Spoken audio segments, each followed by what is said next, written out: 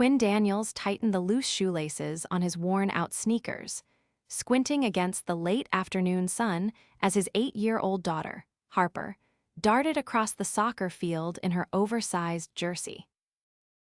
"Let's go, Blue Hawks," he called, clapping his hands with a tired grin. Harper turned, beamed at him, then tripped over her own feet and landed face first in the grass. Quinn winced. "She's got my coordination." A soft laugh sounded next to him. "She's got heart, that matters more on the field." He turned to the voice and was met with a woman in oversized sunglasses, a navy blue blazer over a white t-shirt, and jeans that looked deceptively casual. Her honey blonde hair was in a messy low bun, and her arms were crossed as she watched the game. "Yeah, heart's what got her kicked in the shin last week," Quinn replied, brushing dirt off his jeans. "I'm Quinn, Harper's dad. She's the one currently eating grass." The woman laughed again and this time pulled off her sunglasses. Her eyes were a sharp, piercing blue. "I'm Kiera. My nephew's on the team, number 12. Quinn nodded. "The fast one, that kid's got rockets in his shoes." Kiera smiled, but didn't add much else. Quinn figured she was just another parent killing time at a weekend game. He didn't think twice about the diamond studs in her ears or the sleek black SUV she stepped out of earlier.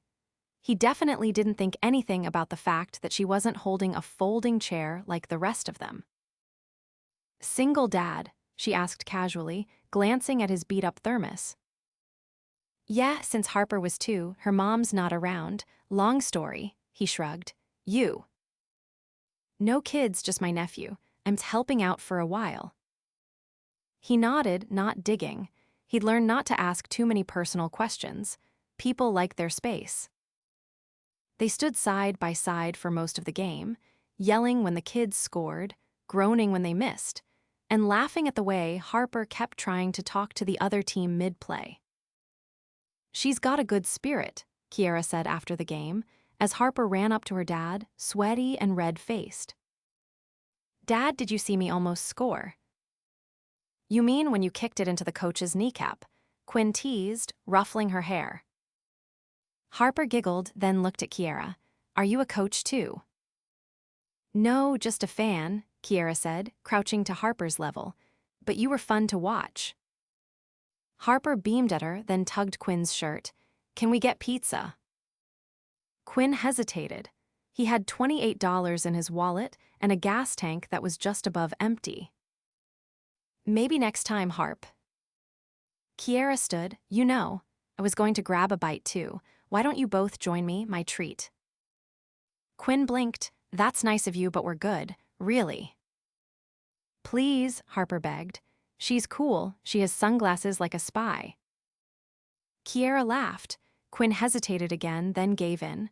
"All right, but only if we split the bill." Kiera didn't argue. She just smiled and led them toward her car, one that Harper immediately gasped at. "Dad, this car talks. It opened when she touched it." Quinn chuckled awkwardly. "Technology, huh?" Dinner was at a quiet Italian restaurant 10 minutes away. Not a chain, not a pizza dive. This place had white tablecloths and waiters in vests. Quinn was immediately uncomfortable. "Are you sure this isn't too much?" he murmured to Kiera as they waited for their meals. "It's just dinner," she replied, sipping a glass of wine. "Besides, Harper deserves it. She played her heart out." Quinn watched her. She didn't talk like someone who pinched pennies. Still, she didn't act snobby either. Harper was halfway through her spaghetti when she looked at Kiera and asked, "Do you have a dog?" "Not yet," Kiera said, grinning. "But I might get one soon. What kind should I get?" "A corgi," Harper answered, mouth full of noodles. "They look like loaves of bread."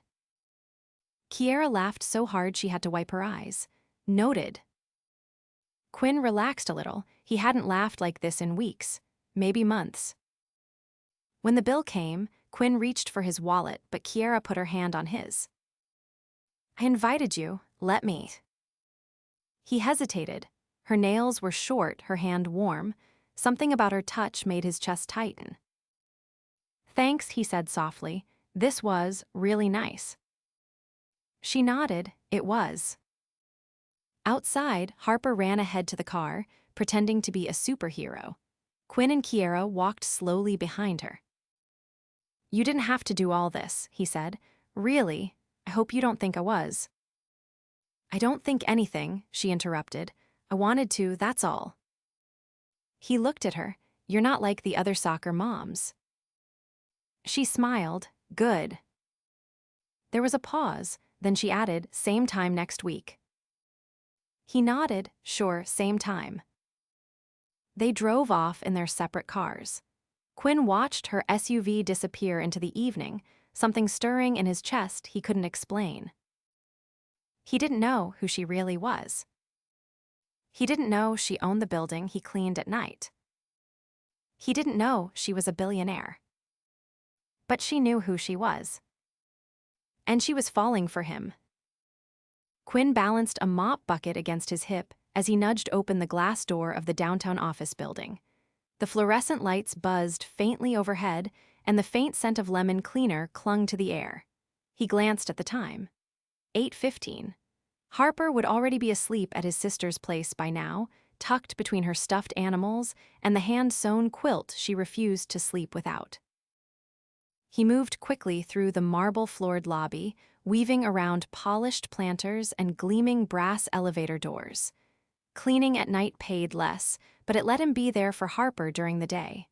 That was the deal, and he'd keep it, no matter how exhausted it left him. He pushed into the executive floor with a practiced rhythm, the wheels of his mop bucket squeaking softly across the carpet. A few screens still glowed from desks along the hallway, but most offices were dark. He didn't pause as he passed the large glass door marked Kiera Westbrook, CEO. He'd seen the name 100 times. Never once had he connected it to the woman who'd laughed over spaghetti with his daughter. He wiped down a conference table, stacked stray folders, and started vacuuming the corner office with floor-to-ceiling windows. The skyline twinkled in the distance, but he barely noticed. His thoughts were tangled elsewhere. She'd invited them to that restaurant like it was second nature. Not forced, not pitying, just natural. And Harper had clung to her like they'd known each other for years. That part had stuck with him most. Harper didn't warm up easily, but something about Kiera had slipped past her defenses. He unplugged the vacuum and turned to leave when the elevator chimed. He froze. No one ever came up this late. Footsteps clicked down the hall, sharp and purposeful. He stepped out of the office and nearly dropped the vacuum hose. Kiera stopped mid-stride, a leather portfolio tucked under her arm, a phone held loosely in her hand. Her gaze landed on him, and something flickered across her face, surprise, followed by something softer. "I didn't expect to see you here," she said. Quinn's throat tightened. "I didn't expect you to be here, working late."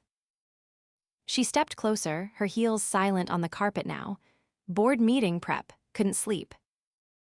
He hesitated, eyes darting to the nameplate on her office door. "You're the CEO." Her hand tightened slightly around the portfolio. Damn. He let out a breath that felt like it had been lodged in his chest since she walked in. "So that's why the car opens when you touch it." Kiera gave a faint smile. "Among other things, yes." He crossed his arms, the mop handle still in one hand. "Why didn't you say anything?" "I wanted to get to know you without the rest of it." She tilted her head. "Would you have joined me for dinner if I'd introduced myself as the billionaire who owns this building?" "Probably not," he admitted. "I'd have assumed you were slumming it or looking for a story." "I wasn't." "I know that now." He ran a hand through his hair, suddenly aware of the bleach stain on his sleeve. This is a lot." "I get that." She set the portfolio on a desk and leaned against it. "I've had people pretend to like me because they wanted something. Money, connections, status. I didn't want that with you." Quinn looked at her, really looked. No sunglasses, no blazer, just a woman standing in a hallway, exhausted but still composed. "Harper likes you," he said quietly. "I like her too. And me." There was a pause, then she met his gaze fully. "Yes, you especially." The air shifted between them, heavier now. He stepped closer. "What is this then?" "I don't know yet," she said, "but I'd like the chance to find out." He studied her face, trying to reconcile the woman who crouched in grass beside his daughter with the one whose signature hung on every executive memo he'd ever vacuumed around. "I'm not used to this," he said finally. "I'm not asking you to be," she replied. "Just don't walk away because you think we don't fit." "I don't think that," he admitted. I don't know how to make something like this work." Her voice softened. "Then we figure it out, one piece at a time." He didn't answer, but he didn't leave either. The next afternoon, Kiera surprised them at the park with a basket full of sandwiches and fresh lemonade. Harper ran toward her like she'd been waiting all day. "You brought snacks," Harper shouted, grabbing a cookie. "Only the best," Kiera said, handing one to Quinn without asking. They sat beneath a tree while Harper climbed the jungle gym, her laughter echoing over the sun-warmed grass. "This is nice," Quinn said, biting into a turkey sandwich with sharp mustard and crisp lettuce. "Better than anything I make." "I had help," Kiera admitted. "I don't cook." He raised an eyebrow. "At all?" "Not unless boiling water counts." He laughed. "That's disappointing. I was counting on a private chef in this whole billionaire arrangement." She nudged his shoulder with hers. "I can hire one." "Tempting." They watched Harper race across the monkey bars. "You know," Quinn said slowly, "this is the part that matters. Not the money, just sitting here, watching her be happy." Kiera nodded, her eyes on the girl laughing in the sun. "That's why I keep coming back." He glanced at her. "How long are you in town?" She hesitated. "I was supposed to fly to London next week." He waited. "I canceled the trip." Quinn blinked. "Because of us." "Because of what I might miss if I left." His throat tightened. He didn't know what this was yet. But for the first time in a long while, it didn't feel like he was standing still while the world moved on without him. And when Harper ran back and threw her arms around Kiera's waist, laughing breathlessly, he saw it in her face too. She wasn't leaving. Not yet. Quinn adjusted the collar of the only button-down shirt he owned that didn't have a frayed hem. It wasn't fancy, but it was clean and pressed, and that was the best he could offer tonight. He checked the time on his watch and then looked toward the hallway where Harper was tying her shoes. "You ready, Harps?" She nodded, her wild curls bouncing. "Do you think they'll have dessert?" "Maybe, but remember this isn't Chuck E. Cheese, it's a grown-up thing." She groaned dramatically. "So no pizza."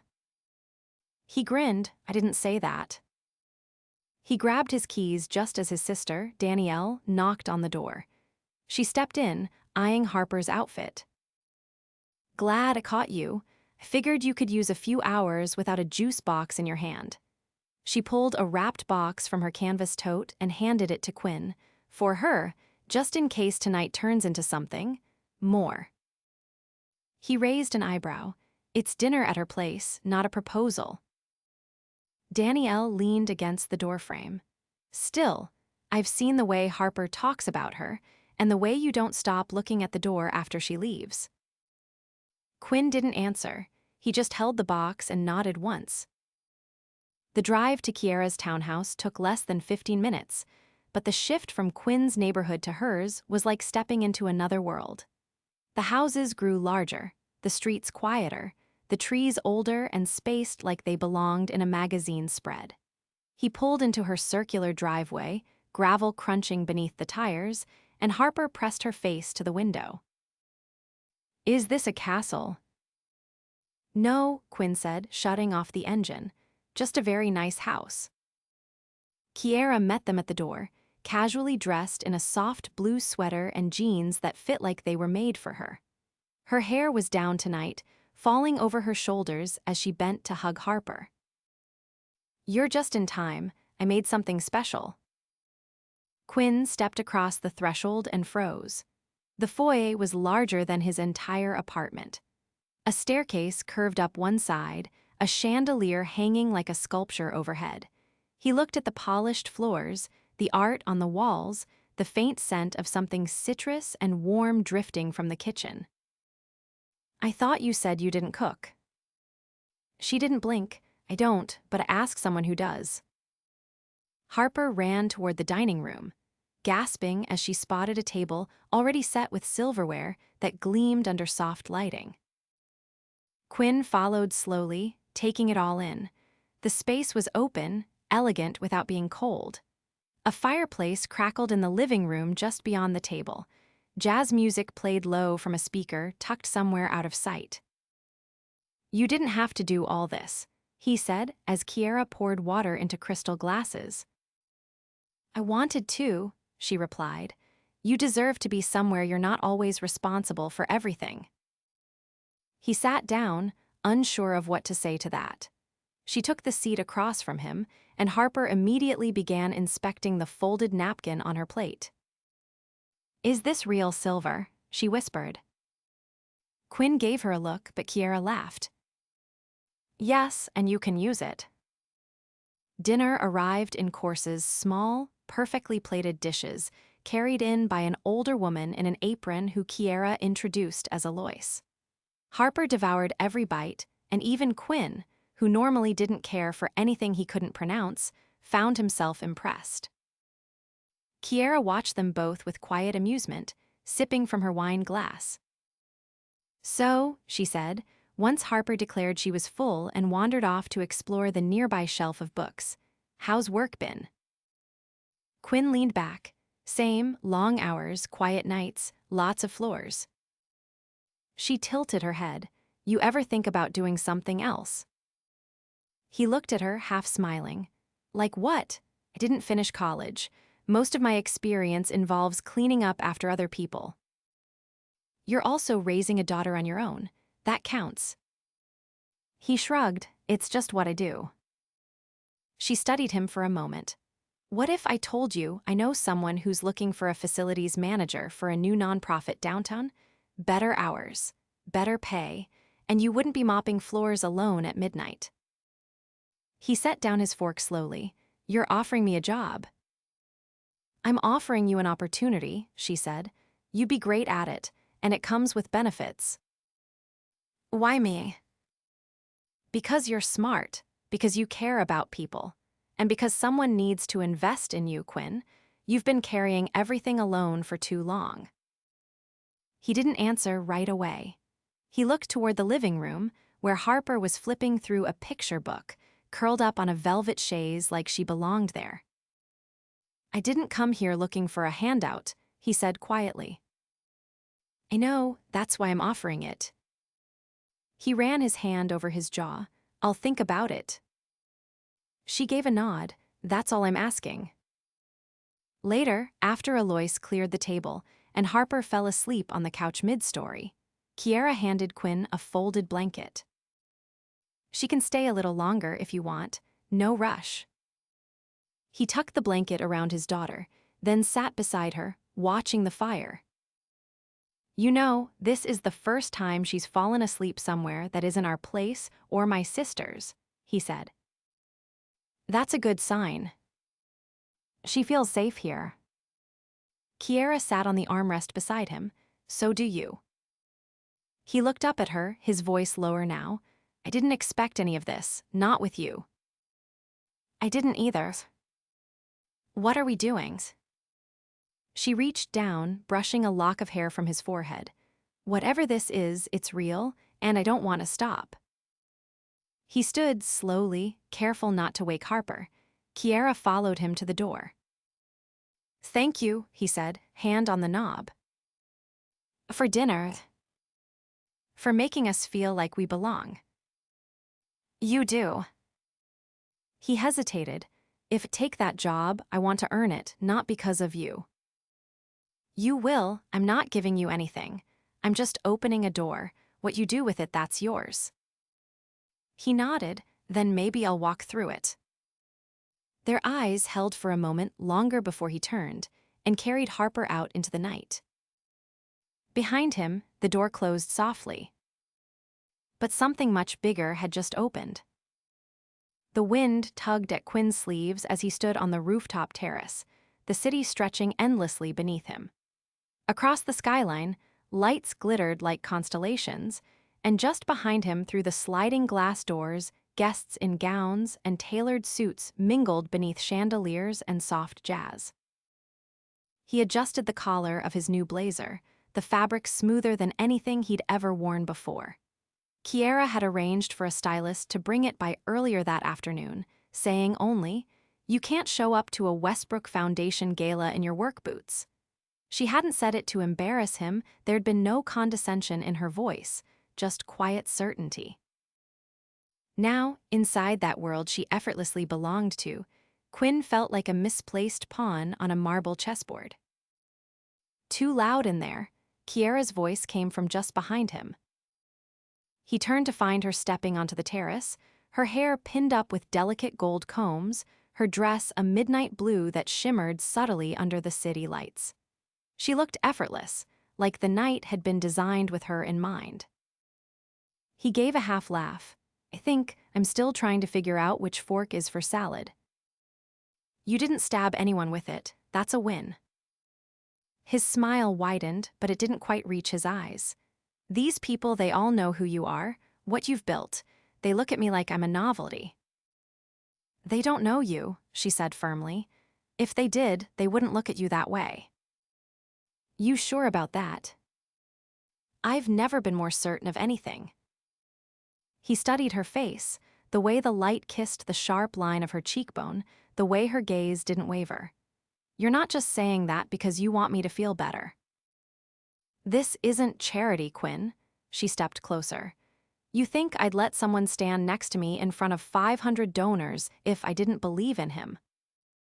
He exhaled slowly. "I still don't understand why you're doing all this. Why me?" "Because you don't ask for anything," she said. "Because you're honest and grounded and you see people not just their titles. You make Harper feel safe. You make me feel," she stopped herself, then met his eyes. "You make me feel like I don't have to wear the armor all the time." He reached for her hand, his thumb brushing over hers. "You know, can't give you yachts or boardroom leverage or whatever it is people throw around in your world." Her grip tightened. "I don't need any of that from you. What I need is someone who sees me when the boardroom's empty, when the lights are off. That's you." He looked down, silent for a beat. "You know, Harper asked me this morning if you were going to be her stepmom." Kiera's breath caught. "What did you say?" "I told her I didn't know yet." He glanced up. "But I'm starting to think I want the answer to be yes." Her eyes shimmered, and she didn't hide it. "Then let's build toward that." Inside, the music shifted to something softer, and someone began giving a speech. She didn't move to go back in. Neither did he. He cleared his throat. "I took the job." Her eyes widened. "You did." "Started yesterday. It's different, but it feels good not just working to survive, but building something." "That's what I hoped you'd feel." She stepped in closer, her voice quieter now. "I want us to keep building, not just jobs, us." He nodded. "Me too." From inside the ballroom, the host's voice broke through the hum of conversation as he said Kiera's name, prompting applause. She hesitated. "Go," Quinn said. "I'll be right here." She gave his hand one final squeeze and disappeared into the crowd. He watched her go, then looked out at the city again, the air cool on his face. Later, after the speeches and the photo ops and the 100 hands shaken, she found him again beside the dessert table, where Harper stood beaming, a plate of chocolate-covered strawberries in her hands. "I saved you the biggest one," Harper said, holding out the plate. Quinn took it, grinning. You're the best. Kiera crouched beside Harper. You looked beautiful tonight. Harper leaned in. I wore lip gloss, real kind. I noticed. Quinn watched them, something tightening in his chest, not fear, not doubt, something heavier. He set the plate down and turned to Kiera. Come with us tomorrow, he said. There's a school fair. Harper's class is doing a booth. Kiera raised an eyebrow. Will there be lip gloss? Only if she sneaks it past me. Harper giggled. I'll be there, Kiera said. The next afternoon, she showed up in jeans and sneakers, no driver, no entourage, just her. She helped Harper run the booth, cheered when she won a stuffed bear, and sat on the grass beside Quinn while eating cotton candy with her fingers. He watched her laugh with Harper, watched her wipe sugar from her hands with a paper napkin, and realized he couldn't picture his life without her anymore. That evening, as the sun dipped low behind the schoolyard fence, Quinn pulled her aside. Harper was with Danielle, trading prize tickets for bubble wands. I've been thinking, he began. That's dangerous, she teased. I'm serious. Kiera's teasing smile faded. What is it? I didn't think I'd get this. You, us, a real shot at something that doesn't feel like it's waiting to fall apart. It's not going to. I know that now. He reached into his pocket and pulled out a small velvet box. This isn't diamonds, it's not custom, but I picked it for one reason. She opened it slowly and found a simple silver ring, delicate and timeless. It's steady, he said, like I want us to be. Her throat worked around the words before she whispered, Are you asking? I'm not rich, but I'm yours, so yeah, I'm asking. Her eyes grew glassy, but she smiled. Yes. Harper barreled into them seconds later, a ring pop in her hand. Did I miss something? Quinn scooped her up. How do you feel about matching rings? Harper's eyes lit up. Do I get one too? Kiera leaned in. Absolutely. They stood there under the fading sun, the three of them wrapped in something fierce and real, something they'd all been waiting for in different ways. And this time, it wasn't slipping away. It was just beginning. The sun filtered through the gauzy curtains of the quaint beach house as Quinn stepped barefoot onto the weathered porch, coffee in hand. The morning air carried the scent of salt and damp wood, and somewhere behind him, Harper's laughter rang out as she chased the tiny golden retriever puppy around the living room, an early gift from Kiera, who had named him Toast after Harper's insistence that he looked like warm bread. Kiera emerged a moment later, her hair tousled from sleep, wearing one of Quinn's old t-shirts that swam on her. She joined him on the porch, pulling her cardigan tighter as a breeze rolled in from the ocean. You always wake up this early? She asked, tucking her legs beneath her on the porch swing. Only since I started loving mornings, he said, nudging a mug toward her. She took it, her fingers brushing his. You're getting good at this, the whole slow life thing. Turns out I don't miss the night shift. Kiera leaned against the swing's backrest, sipping quietly. The board voted yesterday. We're opening the second youth center in the fall. He turned to her. That's fast. They pushed for it after the last fundraiser blew past expectations. Your speech didn't hurt. He chuckled. I wasn't trying to impress anyone. You impressed me. He reached over, brushing a strand of hair from her cheek. What happens to London now? I'm selling the penthouse, she said, eyes steady on his. I've outgrown it.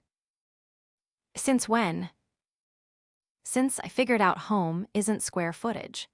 It's 2 pairs of shoes by the door and a girl who thinks every puppy name should be food-themed. He laughed. She wanted to name him Pancake first. Kiera smiled at the memory, then fell quiet. I've been thinking about something. He waited. I'd like to buy that old building on 5th, the one with the boarded windows. For what? A community hub, she replied. Free tutoring, after-school programs, job training.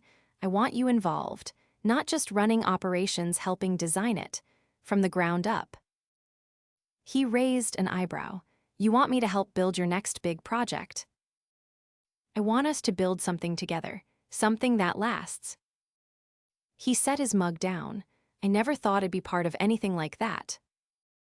Kiera reached for his hand. That's what makes you perfect for it. Inside, Harper called out, her voice bouncing off the walls. He peed on the rug. Kiera groaned. That makes 3 today. Quinn stood, grinning. At least it wasn't your shoes this time. As they stepped back inside, the smell of cinnamon toast wafted from the kitchen. Danielle had arrived earlier to make breakfast, while Harper helped her train toast. It was chaotic, loud, and the farthest thing from polished. But it felt real. Later that afternoon, Kiera took Harper out to the garden behind the beach house, while Quinn stayed behind to clean up. When he joined them, Harper was weaving daisies into a crown while Kiera knelt beside her, helping her tie the stems. There, Kiera said, placing the lopsided crown on Harper's head. Now you're officially royalty. Harper beamed. Does that make you the queen? Kiera looked at Quinn. I'd rather be something else. Harper tilted her head. Like what? Like your family. Quinn sat beside them, his hand resting lightly on Kiera's back. She already is. Harper, without hesitation, leaned in and wrapped her arms around Kiera's neck. Good, I want to keep you. Kiera kissed her forehead. Then I'm not going anywhere. That night, after Harper had fallen asleep curled up between them on the couch, Quinn shifted carefully and reached beneath the cushion. Kiera raised a brow, but said nothing as he pulled out a small wooden box. You already gave me a ring, she said softly. This one's different, he replied. The first one was a promise, this one's for the rest. She opened the box. Inside was a simple band, brushed gold, with a tiny sapphire set inside the same color as the dress she'd worn the night of the gala.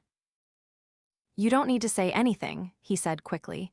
I just figured if we're doing this, I want it to be official, not someday, now. Kiera didn't answer. Instead, she pulled him close and kissed him, slow and deep, her hands threading through his hair. When she pulled back, her voice was barely above a whisper. Then let's do it. They married a month later on the beach behind the house, with Harper tossing flower petals from a woven basket and Toast wearing a bow tie made of twine. Danielle officiated. There were no photographers, no press, no designer gowns or formalities. Just laughter, vows whispered under a painted sky, and a kiss that felt like coming home. Afterward, they danced barefoot in the sand. Harper perched on Quinn's shoulders, yelling for another song, while Kiera spun in circles beneath the string lights Danielle had hung between the porch beams.